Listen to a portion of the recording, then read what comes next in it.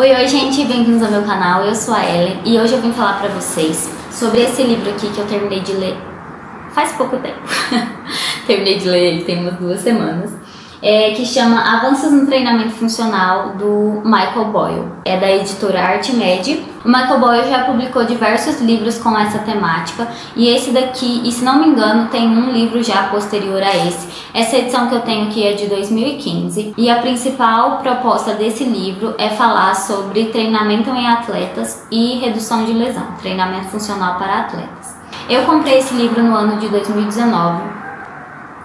Eu tinha feito um curso de treinamento funcional no mesmo ano e o meu professor indicou esse livro. Eu demorei 1 ano para conseguir concluir esse livro. Ele é um livro grande, ele tem quase 256 páginas no total. Como vocês podem ver, eu marquei bastante ele e o meu intuito era estudar, não apenas ler. Então por isso eu demorei um pouquinho mais. Eu acho que eu conseguiria ter concluído esse livro em 6 meses no máximo, se eu não tivesse encontrado os problemas que eu encontrei, que eu vou comentar com vocês. Então, basicamente, esse livro aqui é feito descrevendo programas para atletas. Ele vai falar de prevenção de lesão, de fortalecimento, mas é sempre focado para atletas. Eu não tive acesso a muitas informações que pudessem ter nesse livro.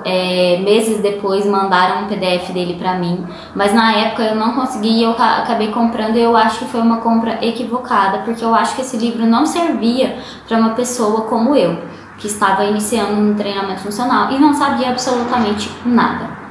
Então, esse livro, basicamente, ele vai trazer alguns exercícios e algumas propostas de como fazer exercícios e evitar lesão. Uma coisa que eu aprendi que foi muito legal aqui nesse livro é que, às vezes, apesar da lesão ter acontecido em uma determinada parte do corpo, não necessariamente o problema está naquele lugar.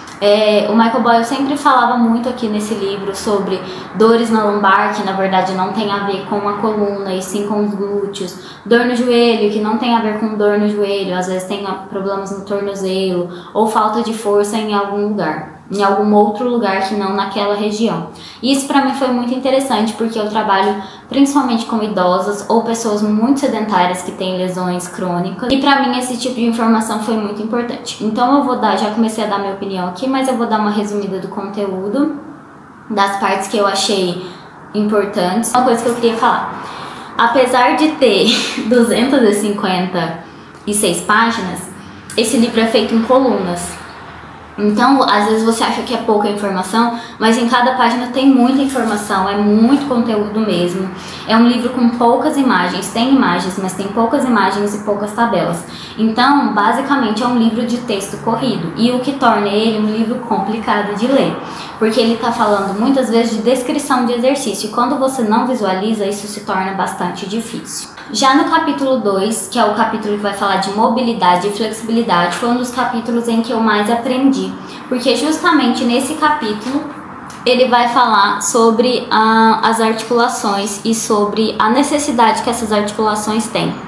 E esse quadrinho aqui apareceu no curso que eu fiz e ele foi muito importante para eu aprender muitas coisas posteriormente. Aqui nesse quadro, basicamente, ele fala da articulação e da necessidade primária dessa articulação. No caso, o tornozelo, ele necessita de mobilidade no plano sagital, o joelho ele precisa de estabilidade, o quadril precisa de mobilidade multiplanar, a região lombar precisa de estabilidade, a região torácica precisa de mobilidade, a escápula precisa de estabilidade e a glenohumeral precisa de mobilidade. Vai falar também da liberação miofascial no rolo de espuma ou de massagem manual também. Isso aqui foi uma informação também muito importante. Eu acabei fazendo cursos posteriores de liberação miofascial, mas essa informação aqui veio como um start para que eu aprendesse outras coisas futuramente, que não necessariamente só o que está escrito aqui nesse livro.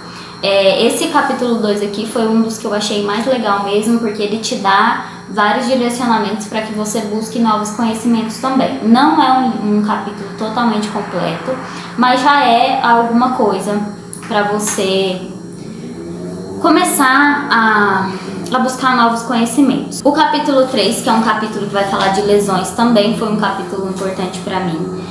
Alguns tópicos desse capítulo realmente não fizeram sentido e outros sim. Principalmente naquilo que eu já comentei anteriormente, de você identificar que o problema não necessariamente está onde aconteceu a lesão, às vezes o problema está em outro lugar. Então foi um capítulo bastante importante para isso, e ele sugere bastante exercícios, deixa eu mostrar nesse capítulo, sobre como melhorar determinadas coisas e fortalecimento para quem está com lesão e tal. Eu achei um capítulo bem interessante. O capítulo 4 ele vai falar de core, também foi um capítulo importante pra mim. Lembrando que ele tem 10 capítulos, tá, gente?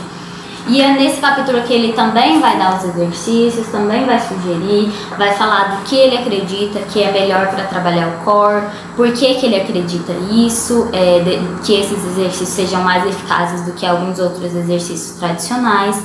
E é isso. O capítulo sobre quadril segue mais ou menos a mesma linha, que é o capítulo 5, que eu também achei bem interessante. Ele também vai trazer os exercícios, trouxe exercícios que eu ainda não conhecia e que se tornaram parte do meu repertório profissional e que são muito importantes para mim. Nesse livro aqui também, ele também trouxe um conceito que para mim era novo, como eu já disse, eu era totalmente leiga em treinamento funcional, que o quadril faz parte do core. Então esse fortalecimento inclui os glúteos, tá? Então eu achei isso extremamente, que modificou bastante a minha prática. E aí nós temos outros capítulos que pra mim não fizeram tanto sentido, então eu não vou falar deles aqui agora. E aí nós pulamos pro capítulo 8, que foi o capítulo da escolha dos equipamentos. Isso pra mim foi importante, porque querendo ou não, eu acabo comprando algumas coisas e ele me deu um direcionamento de alguns equipamentos que eu poderia comprar e de algumas técnicas também que seria legal começar a inserir no meu trabalho. Ele fala aqui de plataformas deslizantes, Medicine Ball, TRX, Trenó e Kettlebell, tá? Nesse capítulo. Eu não vou me ater muito porque ele está mais falando dos benefícios de cada um. O capítulo 9 é um capítulo um pouco mais extenso e ele fala da escolha dos exercícios, princípio e treinamento em uma perna só. Essa questão do treinamento em uma perna só é um tópico extremamente importante que o Michael Boyle fala durante todo o livro.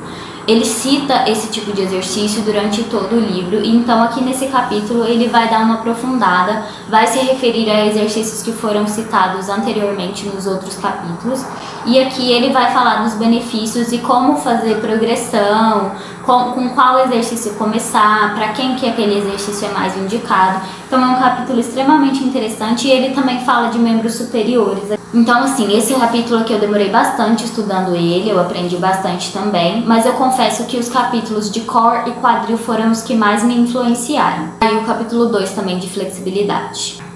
E aí no capítulo 10, que é um capítulo que fala sobre elaboração de programas, apesar de eu não ter aproveitado tanto, ele tem uma tabela na página 209 que eu achei muito interessante, que é uns cálculos que ele sugere para ajuste de peso, no esquema de 20 repetições que ele sugere. Então eu achei essa tabela bem interessante, ela é bem completinha, que dependendo que ela é uma tabela de aumento de peso, né, que você vai calcular, que dependendo da quantidade de repetições que o seu atleta ou o seu aluno conseguir fazer, você na próxima semana vai colocar a carga tal. Então eu achei isso bem interessante, apesar do capítulo 10 não ter influenciado muito em mim, foi extremamente interessante ver esse tipo de coisa que não trabalhasse apenas com um RM. Como eu trabalho com idosos, trabalhar às vezes com 10 RM é complicado, porque às vezes eles realmente não conseguem carregar muito peso porque sentem muita dor. Com 20 repetições eu consigo começar com pesos bem baixinhos mesmo, assim como ele sugere. Ele sugere começar com 2,5 kg, se não me engano. Então, pra mim que trabalho com idoso, foi interessante. Lembrando que as minhas idosas são bem complicadinhas de saúde mesmo. E aí o capítulo 11 ele vai falar de amostras de programas. Então ele vai trazer tabelas com sugestões para você preencher de tipos de treino, de 2, 3 ou 4 vezes por semana. No finalzinho aqui, que é o fechamento, ele vai falar das ideias finais e sugerir alguns livros que infelizmente não tem em inglês, e de cursos e outras coisas do próprio Michael Boyle. Eu vou fazer as minhas considerações sobre o livro completamente, tá bom? Quem quiser ir embora agora pode ir. Eu achei esse livro um livro razoável. Eu não acho assim como eu já disse anteriormente, que ele é um livro para quem não sabe nada a respeito. Uma coisa que me incomodou muito na leitura desse livro, mas muito mesmo, foi a tradução. A tradução desse livro, infelizmente, não foi bem feita. Nós temos, e eu digo infelizmente porque eu quero que os livros sejam bem traduzidos e que a gente possa entender o conteúdo que tem neles. Eu não sei se eu falei disso no vídeo do Delavier, mas sim, no Delavier também acontecem traduções que não fazem sentido, mas nesse livro, essencialmente por ele ser um texto corrido, fica muito complicado quando você tenta ler e a frase não faz sentido, porque você percebe que a estruturação da frase não faz sentido. Sabe quando você pega um texto e joga no Google e aí sai, você entende o sentido, mas a frase está toda mal construída? Isso acontece muito nesse livro e isso é muito complicado. Você tem que prestar muito mais atenção. O desgaste é muito maior do que se fosse um texto bem elaborado. E eu não saberia dizer se houve ou não uma revisão bem feita. Eu vi aqui que eles dizem que houve uma revisão, inclusive feita por um professor de educação física, especialista em treinamento funcional de uma universidade federal. Quem quiser informação pode pegar no próprio livro, tá, gente? Mas assim, no meu ver como estudante, porque eu sempre vou me considerar estudante, eu achei um texto muito complicado. Não só por causa das informações e do conteúdo do texto, senão pela tradução também. Alguns nomes de exercícios poderiam ter sido traduzidos. Eu não sei se a obra original também é assim, mas, por exemplo, falta a imagem. Quando você está descrevendo um exercício, se você coloca uma imagem, ela te dá um start, entendeu? Você entende do que aquela pessoa está falando.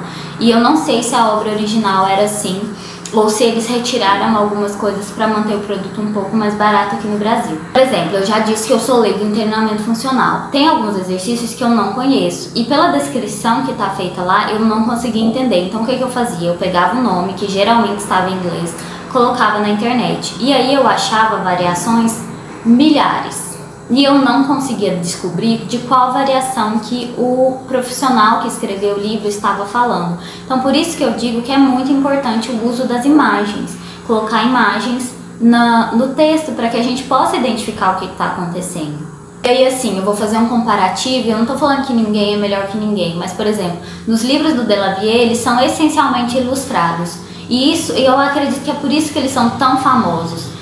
Porque são livros de fácil entendimento. Esse livro aqui não é um conhecimento generalista, ele é um conhecimento muito específico. O treinamento funcional é uma técnica específica. E se você não detalha as coisas, fica muito difícil das pessoas fazerem as coisas corretamente. Por que os livros de musculação do Delavier são tão famosos? Eu acredito nisso. Porque eles são extremamente detalhados. O Delavier é um artista maravilhoso, mas assim, não só nisso, mas eles colocam fotos, eles descrevem, eles fazem com que as coisas fiquem completas e a gente consiga entender melhor do que eles estão falando naquele texto, entendeu? Então não fica confuso, você não confunde os exercícios. Quando você tem dúvida, você olha e você sabe exatamente qual que é o exercício que o autor está falando. O que não acontece nesse livro do Michael Boyle, infelizmente. Muitas vezes eu fiquei confusa, muitas vezes eu não entendi e quando eu fui procurar eu não achei e eu só passei pra frente. Então agora eu vou falar especificamente de algumas coisas de estruturação do texto que me deixaram um pouco confusa enquanto eu estava lendo. Por exemplo, aqui essa imagem. Essa imagem não está legendada, como vocês podem observar.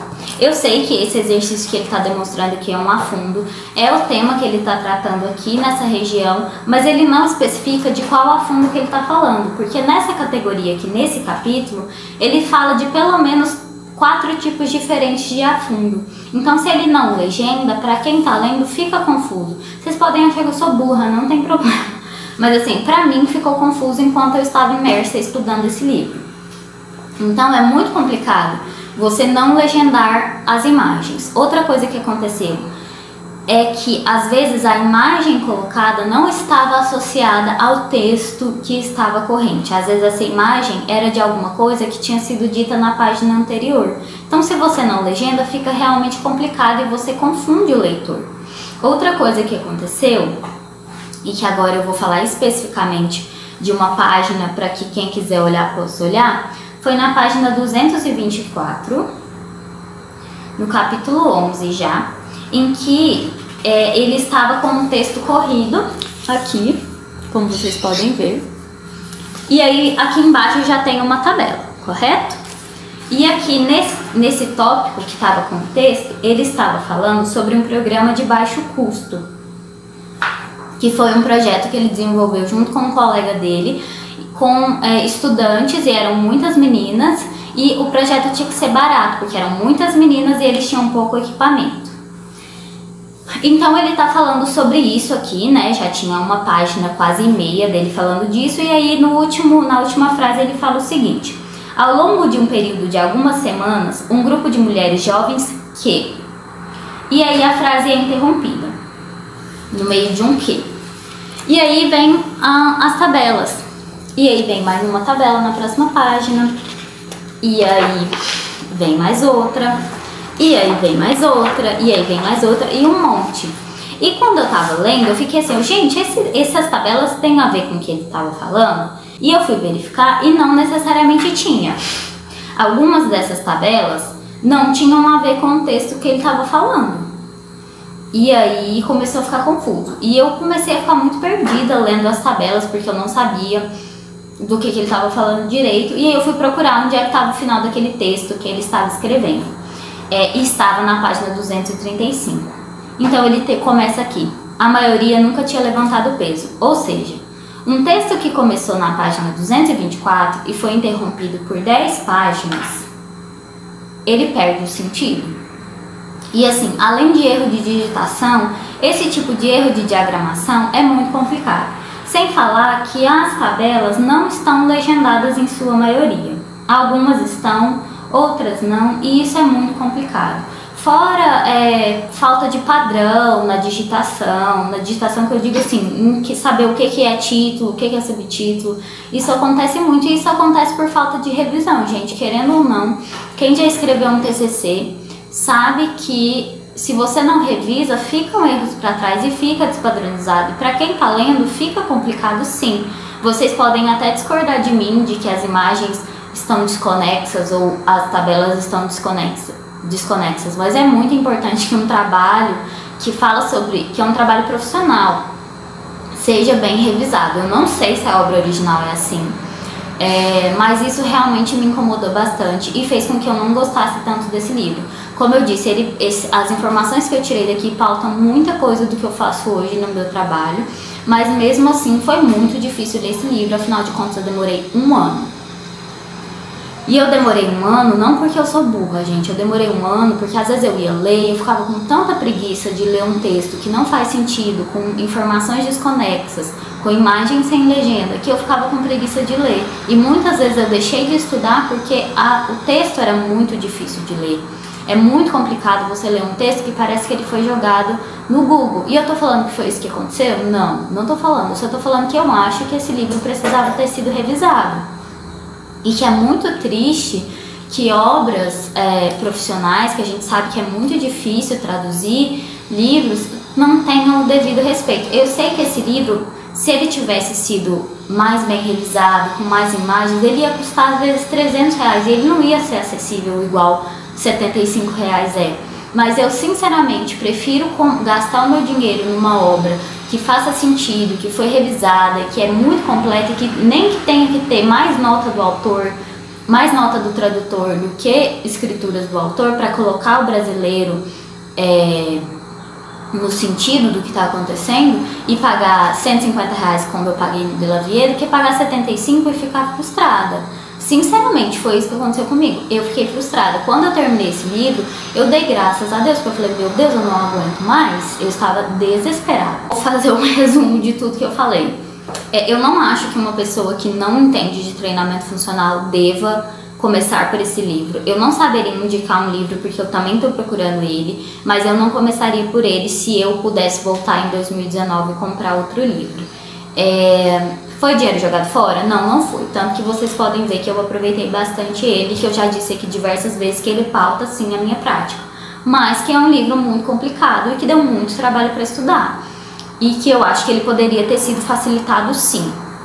Outra coisa, a impressão que esse tipo de livro passa é que ele só serve para vender mais coisas. Eu sei que o Michael Boyle tem uma franquia e que ele vende curso, que ele vende DVD, e vende o livro, e vende camiseta, e vende um monte de coisa.